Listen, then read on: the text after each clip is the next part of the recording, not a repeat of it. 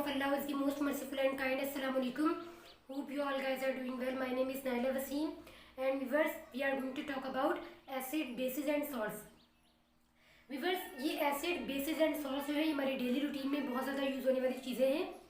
Acids का भी हम बहुत ज़्यादा यूज़ करते हैं, बेसिस का भी हम यूज़ करते हैं एंड सॉल्ट्स हैं वो तो हम जानते हैं कि हमारे जो खाने वगैरह में ऐड किए जाते हैं वो सारे सॉल्ट्स होते हैं। लेकिन सॉल्ट्स की भी टाइप्स होती है, कौन सा सॉल्ट हम अपने खाने में यूज़ करते हैं एंड जो डिफरेंट काइंड्स, जो दूसरी काइंड्स है वो हम डिफरेंट यानी कि केमिकल्स वगैरह में यूज़ करते हैं या कोई चीज़ बनाने के लिए इनमें यूज़ करते हैं। विवर्स, ये जो एसिड्स थे और बेस थे ये किस तरह से कैटेगरीज में डिवाइड हुए। विवर्स, आप सबसे पहले ये देखो कि कंपाउंड क्या होता है। कंपाउंड, जब भी विवर्स कोई सब्सटेंस है, अगर कोई कंपाउंड बना हुआ है तो कंपाउंड बनता कैसे है? टू डिफरेंट एटम्स या two or more than two different atoms आपस में केमिकली कंबाइन होते हैं और फिक्स रेशियो के साथ कंबाइन होते हैं। उसके रिजल्ट में जो प्रोडक्ट बनता है उसको हम कंपाउंड कहते हैं। लाइक विवर्स, इसके हम एक एग्जाम्पल ले लेते हैं। अगर आप देख लेते हो कि कार्बन है, कार्बन एक अगर अलग एटम है, ऑक्सीजन एक अलग एटम है। अब कार्बन एंड ऑक्सीजन आपस में दोनों कंबाइन होंगे तो ये टू डिफरेंट एटम्स है और इनका फिक्स रेशियो क्या हो जाएगा? कार्बन का एक एटम होगा और ऑक्सीजन के दो एटम्स होंगे तो ही कार्बन डाइऑक्साइड फॉर्म होगी। नहीं तो क्या होगा? अगर आप यहाँ से एक कार्बन को ले लेते हो और एक ही ऑक्सीजन को ले लेते हो, यानी कि अगर आप एक कार्बन और एक ऑक्सीजन ले लेते हो, यानी कि इनका फिक्स रेशियो चेंज कर देते हो।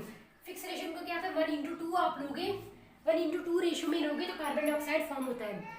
लेकिन अगर आप क्या करते हो इनके रेशियो में यानी कि चेंज कर देते हो, यानी कि अगर आप कहते हो कि मैं इतनी क्वांटिटी इसकी ले लेता हूँ उतनी ही मैं क्वांटिटी ऑक्सीजन की ले लूँ, तो व्यूअर्स वो कार्बन डाइऑक्साइड तो फॉर्म नहीं होगा, वो कार्बन मोनोऑक्साइड बन जाएगा।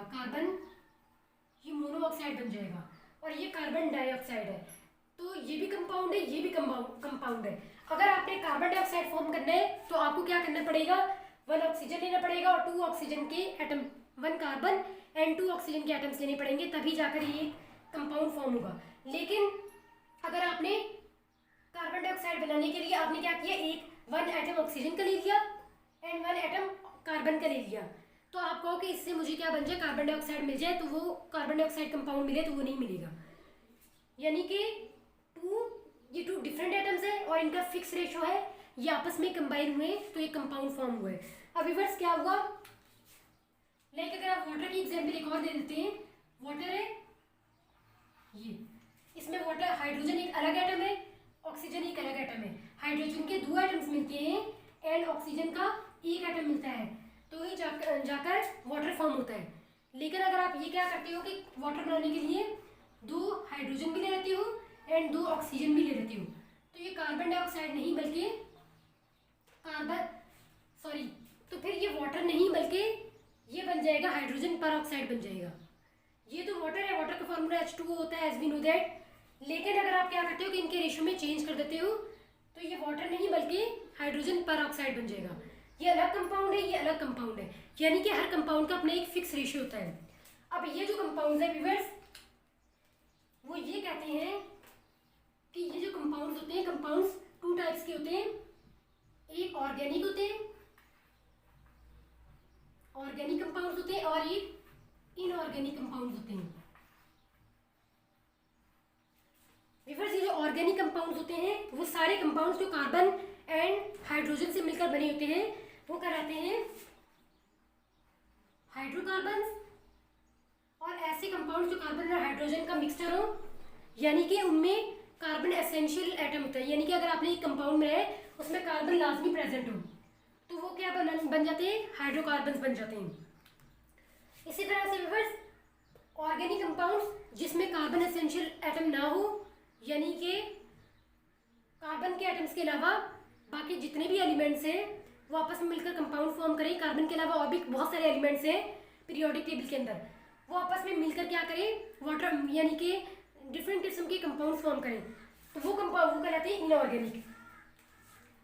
एक्सेप्शन ऑफ कार्बन के अलावा ये ऑर्गेनिक कहलाते हैं जिनमें कार्बन के कंपाउंड्स होते हैं और इनऑर्गेनिक जिनमें कार्बन के कंपाउंड्स नहीं होते हैं। अब व्यूअर्स ये और ये दोनों मिलकर ही इनमें ही एसिड्स होंगे, इनमें ही बेसिस होंगे एंड इनमें ही सॉल्ट्स होंगे। यानी कि इन दोनों कैटेगरीज में एसिड, बेसिस एंड सॉल्ट्स पाए जाएंगे। 15th सेंचुरी जो थी उसके स्टार्ट में क्या किया साइंटिस्ट ने, उन्होंने कहा कि अब ये जो बहुत सारी डिफरेंट किस्म की एलिमेंट्स हैं, ये सब्सटेंसेस हैं, उन्होंने उनके ऊपर थोड़ी सी रिसर्च की। उसके बाद उन्होंने एसिड्स को उनके टेस्ट की बुनियाद पर, यानी कि एसिड्स थे, बेस थे एंड सॉल्ट्स थे, उन्होंने क्या किया, उनको कैटेगराइज कर दिया। एसिड्स को अलग कर दिया, बेसिस को अलग कर दिया एंड सॉल्ट्स को अलग कर दिया। इस तरह से साइंटिस्ट ने इन सारों की कैटेगरीज बना दी थी। अब व्यूअर्स ये जो एसिड्स हैं ये हमारे डेली रूटीन में भी बहुत ज़्यादा यूज़ होते हैं। लाइक अगर हम फ्रूट्स वगैरह खाते हैं, अगर हम कोई लेमन वगैरह लेते हैं, हम ऑरेंज वगैरह लेते हैं, तो ये खट्टे फ्रूट्स होते हैं, इनमें थोड़ी थोड़ी खटास होती है, तो इनमें सिट्रस एसिड पाया जाता है। ये ऑरेंज होता है, ये लेमन होता है, इनमें सिट्रिक एसिड पाया जाता है। अगर आप ले लेते हो मिल्क ले लेते हो, अगर वो खट्टा हो जाता है, ख़राब हो जाता है, फट जाता है, तो उसके अंदर लैक्टिक एसिड पाया जाता है, खट्टा हो जाता है वो, उसके अंदर एसिड हो जाता है, एसिडिक हो जाता है वो। इसी तरह से व्यूअर्स आप टोमेटो ले लो, टोमेटो के अंदर भी थोड़ा बहुत क्या पाया जाता है, यानी कि खटास पाई जाती है उसके अंदर भी।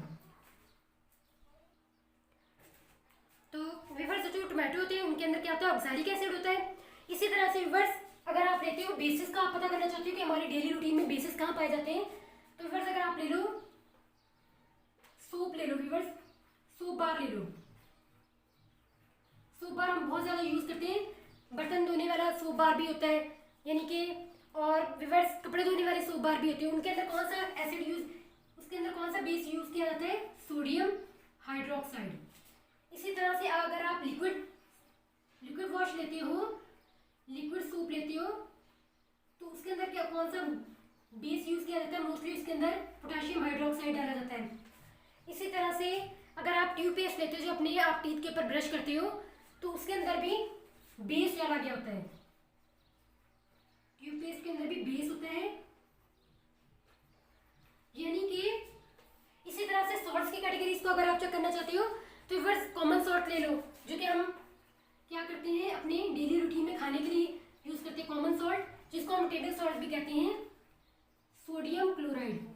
इसी तरह से व्यूअर्स अगर आप ले लेते हो कैल्शियम कार्बोनेट, जो कि मार्बल वगैरह में यूज़ होता है, या व्यूअर्स यूज़ होता है चौक वगैरह, चौक की बार्स ले लेते हो आप, चौक स्टिक्स ले लेते हो, उसके अंदर भी क्या यूज़ होता है, कैल्शियम कार्बोनेट यूज़ किया जाता है चौक वगैरह के अंदर। तो इस तरह से viewers acid, basis and salts हमारे डेली रूटीन में बहुत ज़्यादा यूज़ होने वाली चीज़ें